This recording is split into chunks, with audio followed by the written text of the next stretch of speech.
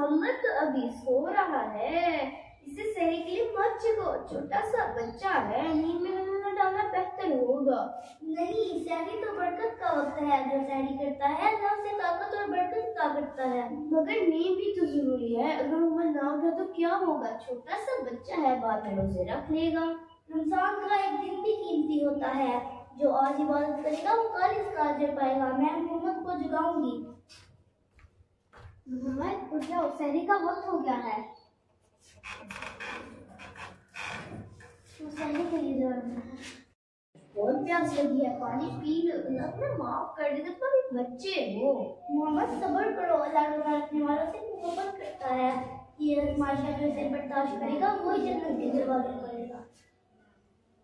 लेकिन मुझे वाकई प्यास लगी है। तो फिर पी लो ना, पानी कोई नहीं देख रहा।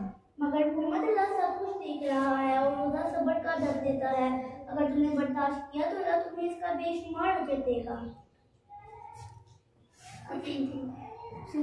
माशाअल्लाह मोहम्मद बेटा, तुमने पहला रोजा सब्र के साथ रखा, अल्लाह तुमसे बहुत खुश होगा। हाँ भाई, देखो तुम्हारा चेहरा कितना चमक रहा है। देखो मोहम्मद, तुमने बदी की बात नहीं मानी और अल्लाह के साथ के लिए रोजा रखा, ये तुम्हारी सच्ची कामयाबी है। हाय, मोहम्मद ने मेरी बात नहीं मानी, मैं यहाँ से चलती हूँ मगर वापस जरूर आऊंगा।